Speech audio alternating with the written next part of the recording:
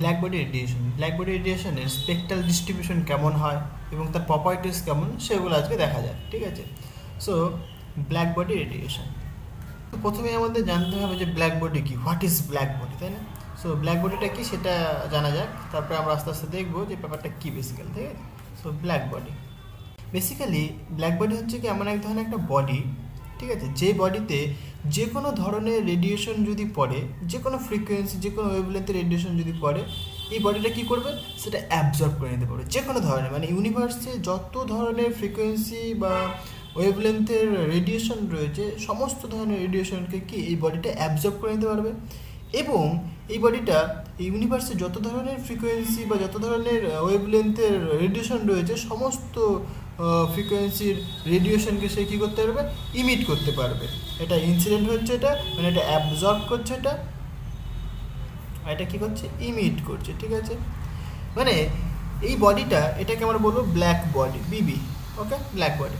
তার মানে বুঝতেই পারছি, তার এই যে অ্যাবজর্পশন হচ্ছে, তাহলে অ্যাবজর্পশন যে মানে পাওয়ারটা, সেটা কি ওয়ান, মানে কোএফিসিয়েন্ট অফ অ্যাবজর্পশন আমরা যদি বলি, কোএফিসিয়েন্ট অফ অ্যাবজর্পশন, আর এটাকে আমরা সিম্পল বলে থাকি অ্যাবজর্পটিভিটি, এটাকে আমি এ দিয়ে রিপ্রেজেন্ট করছি। তার মানে এটা কত হবে, ওয়ান হবে, এটা ব্ল্যাক বডির ক্ষেত্রে। For a perfect black body, মানে আমি এখানে যদি বলি এটা কি ফর আর অথবা কি an ideal black body, ideal black body বিবি, ওকে। তাহলে একটা আইডিয়াল ব্ল্যাক বডি বা একটা পারফেক্ট যে ব্ল্যাক বডি, তার ক্ষেত্রে কী হবে, অ্যাবজর্পটিভিটি হচ্ছে তোমার ওয়ান হবে, এবং যে ইমিসিভিটি মানে কোএফিসিয়েন্ট অফ ইমিশন, আর আমরা বলি কি ইমিসিভিটি,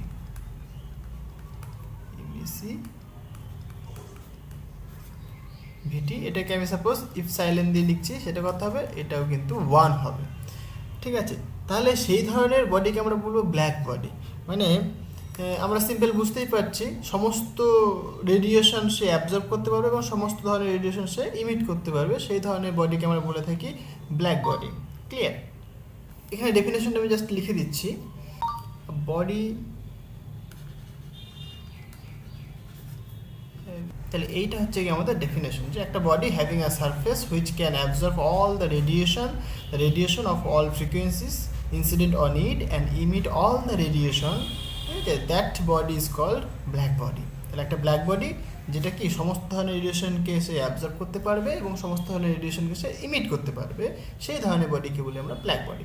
তাহলে আমরা দেখলাম এখনই যে একটা ব্ল্যাক বডির ক্ষেত্রে কোএফিসিয়েন্ট অফ অ্যাবজর্পশন হচ্ছে গিয়ে ওয়ান হবে এবং কোএফিসিয়েন্ট অফ ইমিশনও ওয়ান হবে, ঠিক আছে।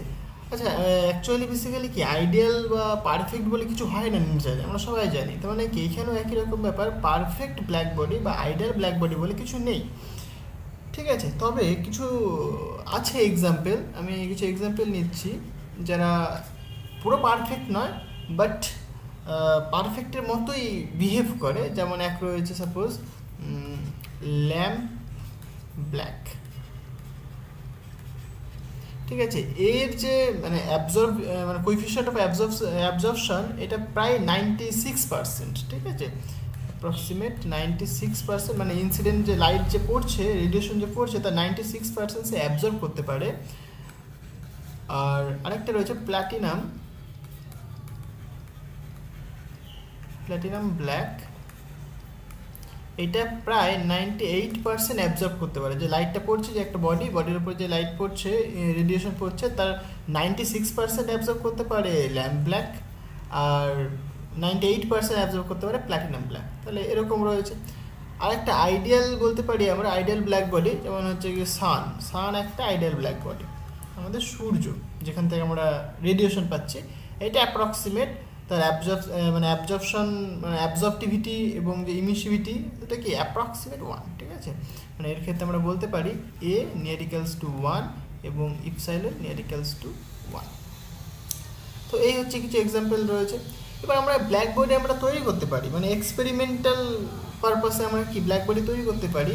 ফর এক্সপেরিমেন্টাল পারপাস কীভাবে ব্ল্যাক বডি তৈরি করা যেতে পারে, সাপোজ এরকম আমি একটা হলোস্ফিয়ার নিচ্ছি, যেখানে কি একটু একটুখানি আমি ছিদ্র রেখে দিয়েছি, এখানে দেখতে পাচ্ছি একটু ছিদ্র রেখে দিয়েছি। এবার আমি কি করলাম, ইন্টারেস্টিং ব্যাপার হচ্ছে এই ভেতরটা আমি কোটিং করলাম, এর ভেতরটা কী করলাম, আমি কোটিং করলাম। কী দিয়ে কোটিং করলাম, হতে পারে সেটা ল্যাম্প ব্ল্যাক দিয়ে, অথবা সেটা কী হতে পারে প্ল্যাটিনাম ব্ল্যাক দিয়ে আমি কোটিং করেছি ভেতরটা। ঠিক আছে, ভেতরটা কোটেড, এটা কি কোটেড উইথ, সাপোজ আমি বলছি ল্যাম্প ব্ল্যাক, তাহলে ল্যাম্প ব্ল্যাক দিয়ে আমি কী করেছি, কোটেড করেছি ভিতরে। এইবার কি করলাম আমি, একটা রেডিয়েশন আসছে, একটা লাইট আসছে, এই লাইট আসলো, এইটা কি করলো, এই ছিদ্রটার ভিতরে প্রবেশ করলো লাইট বা রেডিয়েশন। যখন এই ছিদ্রটার ভিতরে যখন প্রবেশ করছে তখন কি করলো, এখানে এসে সে ধাক্কা মারবে, এখানে রিফ্লেকশন হবে, তাহলে এইখান থেকে রিফ্লেকশন এসে এইখানে আসবে, এখান থেকে রিফ্লেকশন হয়ে সে এই দিকে যাবে, সাপোজ এখান থেকে সে হয় এখানে আসবে, এখান থেকে সে এখানে আসবে, হয়তো এখান থেকে হয়তো সে এখানে আসবে, এরকম কি বারবার মাল্টিপল রিফ্লেকশন ঘটছে এখানে। মানে এইরকম রিফ্লেকশন হতে হতে সে কিন্তু আর মানে বাইরে বেরোতে পারছে না, মানে এই ভেতরে বাইরে আসতে পারছে না। তার মানে কি সমস্ত রেডিয়েশন এখানে কি অ্যাবজর্ব হয়ে গেল না, মানে সে আর বাইরে বেরোতে পারছে না, মানে সমস্ত রেডিয়েশনে কি ভেতরে আমি কি ধরে ফেললাম। তাহলে এইভাবে কিন্তু আমরা একটা ব্ল্যাক বডি তৈরি করতে পারি। ওকে, এইভাবে আমরা কি একটা অ্যাপ্রক্সিমেট একটা পারফেক্ট ব্ল্যাক বডি তৈরি করতে পারি। বললাম পারফেক্ট বা আইডিয়াল বলে কিছু হয় না, অ্যাপ্রক্সিমেট এতখানি আমরা অ্যাবজর্ব করতে পারি ল্যাম্প ব্ল্যাকের ক্ষেত্রে, প্ল্যাটিনামের ক্ষেত্রে এতখানি। তো এইভাবে আমরা ব্ল্যাক বডি তৈরি করতে পারি। Okay fine. এবার ব্যাপার হচ্ছে কি, এই যে ব্ল্যাক বডি বুঝলাম আমরা যে ব্ল্যাক বডি এরকম হয়, তাহলে ব্ল্যাক বডির যে স্পেকট্রাম, মানে ব্ল্যাক বডির স্পেকট্রামটা কেমন হবে সেটা আমরা দেখবো এখন। ঠিক আছে, so distribution of energy in spectrum of a black body. So একটা ব্ল্যাক বডি, সেই ব্ল্যাক বডির ক্ষেত্রে কি যে স্পেকট্রাল ডিস্ট্রিবিউশন হবে বা স্পেকট্রাল এনার্জি ডিস্ট্রিবিউশন সেটা কেমন হবে সেটা আমরা দেখব।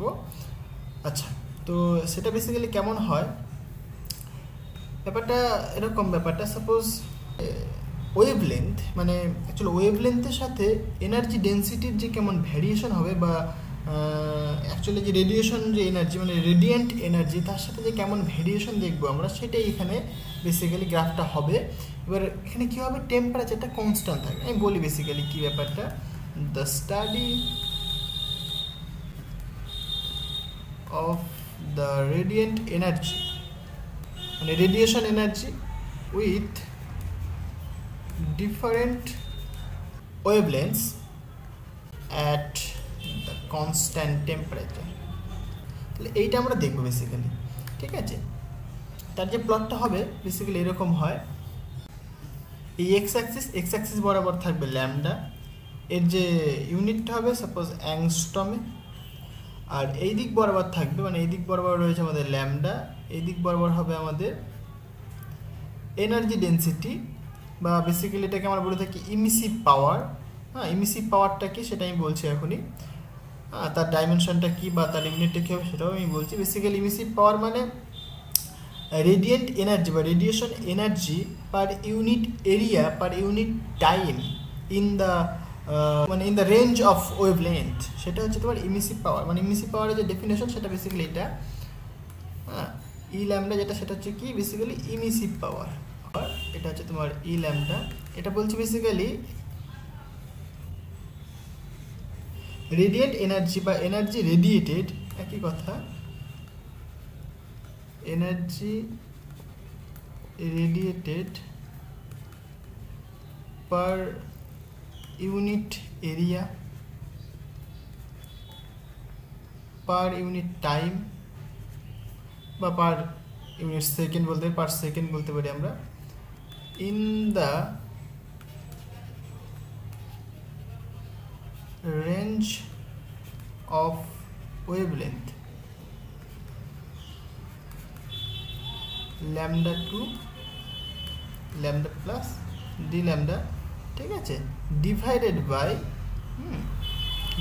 বাই মানে ওয়েভলেন্থের যে ডিফারেন্সটা, সেই ডিফারেন্সটা ওয়েভলেন্থ ডিফারেন্স। ওকে, মানে সাপোজ আমি ডি ল্যামডা বলতে পারি এটা। ওকে, তাহলে এইটা হচ্ছে গিয়ে আমাদের ইমিসিভ পাওয়ার। ওকে, এই টার্মটা কিন্তু উপরে আছে। হ্যাঁ, এটা হচ্ছে আমাদের এমিসিভ পাওয়ার। ক্লিয়ার? তাহলে এমিসিভ পাওয়ারটা আমরা বুঝতেই পারছি যে energy radiated per unit area per unit time বা unit second in the range of wave length, okay, divided by wave length difference. তাহলে এর ইউনিটটা কী হবে? ইউনিটটা এখান থেকে ক্লিয়ার হয়ে যাচ্ছে আমাদের। ইউনিটটা কী হবে? এখানে এনার্জি, তাহলে এনার্জি মানে কত আবার? জুল। আমি যদি বলি জুল পার ইউনিট এরিয়া মানে এনার্জি বাই এরিয়া মানে metre to the power -2 per second মানে into T to the power -1 হলো। এবার ডিভাইডেড বাই কী রয়েছে? বেসিক্যালি ওয়েভ লেন্থ, তাই না? মানে এটা কি, মানে আমি এখানে যে ধরেছি না ল্যামডা থেকে ল্যামডা প্লাস ডি ল্যামডা, এই ওয়েভ লেন্থের মধ্যে কতখানি মানে এনার্জি রেডিয়েট হচ্ছে সেটা আমি দেখছি আমি সাপোজ। তাহলে এখানে ডিভাইডেড বাই কিন্তু এনার্জি রয়েছে, এই ওয়েভ লেন্থ রয়েছে। তাহলে এখানে কী হবে? ওয়েভ লেন্থের ডাইমেনশন কী জানো? আমরা বললাম এখানে অ্যাংস্ট্রমে ধরবো, সেগুলো মিটার হয়, সেটাকে আমি কী করছি? অ্যাংস্ট্রমে নিয়ে নিলাম। তাহলে উপরে যাবে, তাহলে -1 হলো। এবার এটাকে একটুখানি সিম্পলিফাই করা যায়। এই যে জুল পার সময় মানে আমরা পাওয়ার মানে কি জানি? পাওয়ার মানে এনার্জি পার টাইম, না? এনার্জি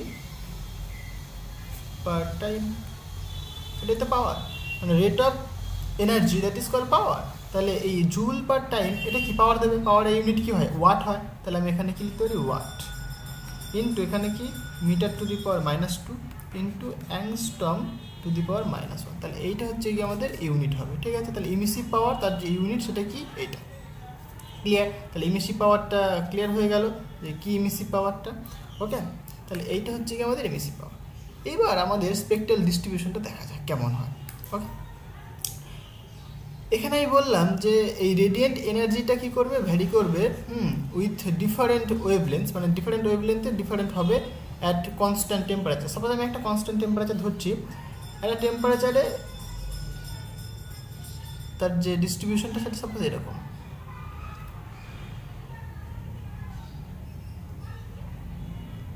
ঠিক আছে, এখানে আমি ধরলাম টেম্পারেচার কত এর জন্য যে টেম্পারেচার সেটা আমি সাপোজ হচ্ছে যে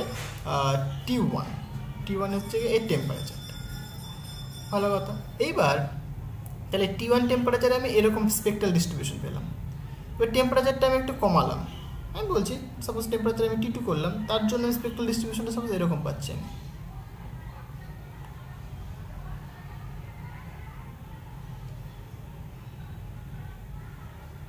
ওকে, তাহলে এর জন্য যে টেম্পারেচারটা, আচ্ছা এটাকে নীল কালার দিয়ে লিখি, এর টেম্পারেচারটা T1 আর এর জন্য যে টেম্পারেচারটা এটা কত ধরলাম সাপোজ আমি T2 হলো।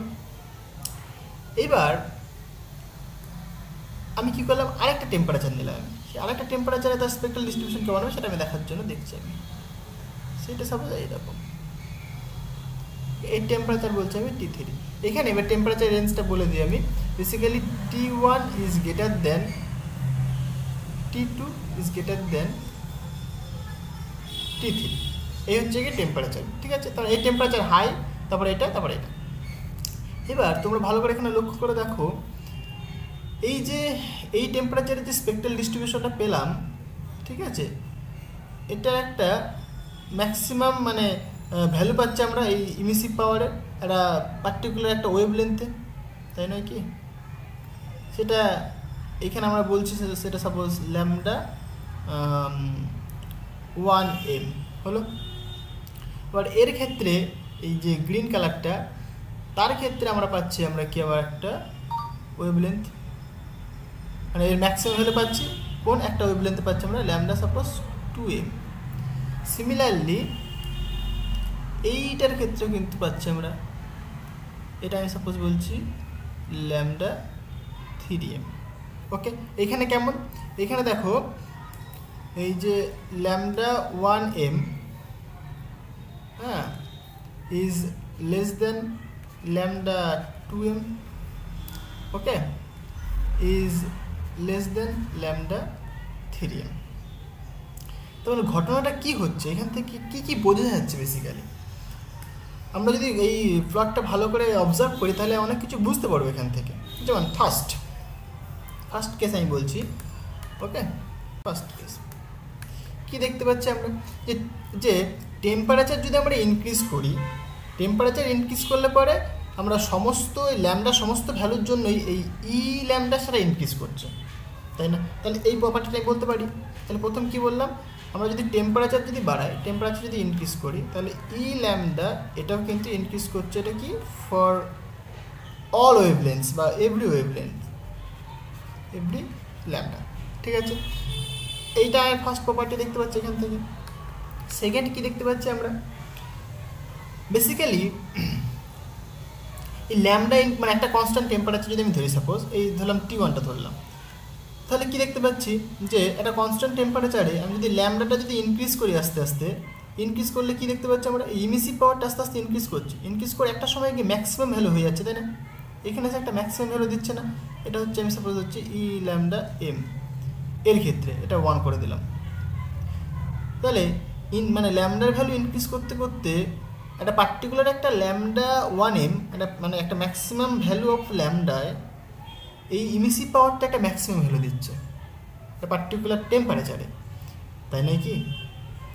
এখানে তুমি যদি দেখো তাও দেখতে পাবে তুমি এই ল্যামডা ইনক্রিজ করছে, একটা ল্যামডা ভ্যালুতে কি এই ইএমের মানে ই ল্যামডা ভ্যালুটা ম্যাক্সিমাম হয়ে যাচ্ছে, তারপরে আবার কিন্তু ফল করছে, মানে আবার ফার্দার ইনক্রিজ অফ ল্যামডা মানে ওয়েভলেন্থ, আবার কিন্তু এটা কিন্তু মানে ইমিসিভ পাওয়ারটা কিন্তু আবার ফল করছে। তার মানে কি ইমিসিভ পাওয়ারের একটা পার্টিকুলার মানে ল্যামডার একটা পার্টিকুলার ভ্যালুতে, একটা ম্যাক্সিমাম ভ্যালুতে আমরা ইমিসিভ পাওয়ারে কিন্তু একটা ম্যাক্সিমাম ভ্যালু পাচ্ছি আমরা। ক্লিয়ার? তাহলে এটা ব্যাপারটা ক্লিয়ার হয়ে গেল। তাহলে সেকেন্ড কি পাচ্ছি আমরা, ফর ল্যামডা ম্যাক্সিমাম, তাহলে আমরা কী পাবো, এই maximum value of E lambda, ঠিক আছে, maximum value of E lambda for a constant temperature. Clear ব্যাপারটা? তাহলে এই দুটো জিনিস কিন্তু এখনো পর্যন্ত আমরা অবজার্ভ করতে পারলাম, আরও দেখা যায়। আচ্ছা, কি ভালো করে যদি আমরা দেখি, এখানে দেখো এই টেম্পারেচারের ক্ষেত্রে এই মানে আমরা যদি পুরো এরিয়াটা দেখি, মানে যত টেম্পারেচার হাই হয়েছে দেখো এরিয়াটা কিন্তু বেড়ে গেছে। মানে এরিয়াটা কতখানি হবে, মানে এরিয়া মানে আমরা সবাই কী জানি, এরকম না, একটা যদি স্কোয়ার থাকে আমরা কী করি, এইটুকুনি যদি সাপোজ এক্স হয়, এইটুকুনি যদি সাপোজ ওয়াই হয়, তাহলে এরিয়া মানে কী বলি আমরা, এক্স ইন্টু ওয়াই, এটা হচ্ছে আমাদের কি এরিয়া, তাই না? তাহলে এইখানে এরিয়াটা কতখানি হবে, তাহলে এই পুরোটা এরিয়া হবে। তাহলে এটা কী করে বের করবো আমরা, বেসিক্যালি এরিয়াটা আমরা বের করবো এইভাবে না। 3 নম্বর যে এরিয়াটা হবে, এরিয়া সেটা কী হবে, জাস্ট ইন্টিগ্রেশন ই ল্যামডা ইন্টু ডি ল্যামডা। এবার যদি মানে ওয়েভলেন্থের রেঞ্জটা কি, আমি সাপোজ বলছি যে 0 থেকে ইনফিনিটি পর্যন্ত, যা খুশি হতে পারে 0 থেকে ইনফিনিটির মধ্যে, মানে সমস্ত ব্ল্যাক বডি বললাম, তাহলে সমস্ত রেডিয়েশন সে অ্যাবজর্ব করতে পারে, ইমিটও করতে পারে, তাহলে সমস্ত ওয়েভলেন্থ আমি এখানে ক্যান্সেল করে নিলাম। তাহলে এই যে ভ্যালুটা এখানে ভালো করে দেখো, তার মানে কি এইটা আর এটার গুণফল, তাই না? তাহলে টেম্পারেচার বাড়ানোর ফলে কি এরিয়াটা বেড়ে যাচ্ছে না? টেম্পারেচার বেশি হলে কি হচ্ছে দেখো, এই এরিয়াটা বেশি হচ্ছে, টেম্পারেচার কম একটু কম, টেম্পারেচার আরেকটু কম আরেকটু কম, তার মানে কি টেম্পারেচারের উপর ডিপেন্ড করছে। এবং আমরা এখানে বলতে পারছি যে এই এরিয়াটা কিন্তু ইনক্রিজ করছে with the increase of temperature. হ্যাঁ, it increases or it is increasing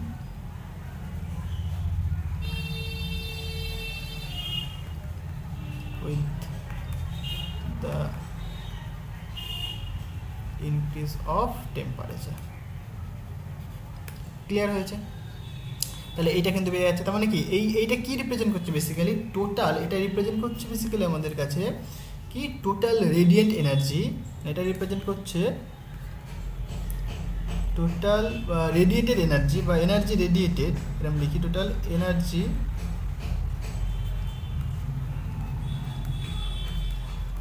রেডিয়েটেড per unit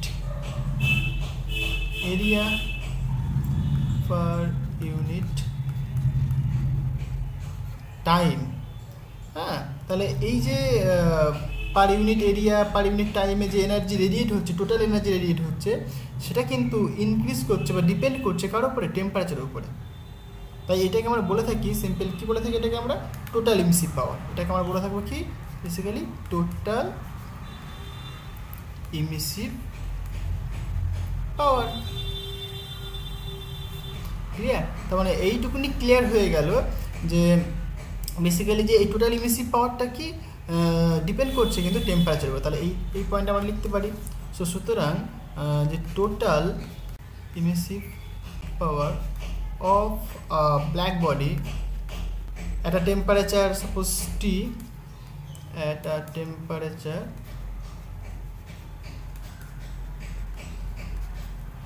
T depends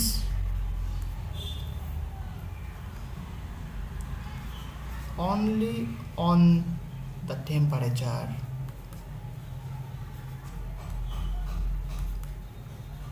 clear হয়েছে ব্যাপারটা? তাহলে টেম্পারেচার উপরে কিন্তু খুবই ভালোভাবে ডিপেন্ড করে, তাই না? আজকে আমরা এই যে স্পেকট্রাল ডিস্ট্রিবিউশন এর হচ্ছে কি প্রপার্টি সম্পর্কে দেখলাম। নেক্সট দিন আমরা দেখবো সেটা হচ্ছে কি ওয়াইন্সের যে ফর্মুলা, যেটা দিয়ে হচ্ছে তোমার কোন পার্টটা এক্সপ্লেন করেছিল এই কার্ভের, এবং র্যালে জিন্স কোন পার্টটা এক্সপ্লেন করেছিল এবং তারা ব্যর্থ হয়েছিল বেসিক্যালি পুরো কার্ভটাকে এক্সপ্লেন করতে গিয়ে, সেটা আমরা নেক্সট দিন দেখবো। তো আজকে এই পর্যন্তই থাক। Thank you.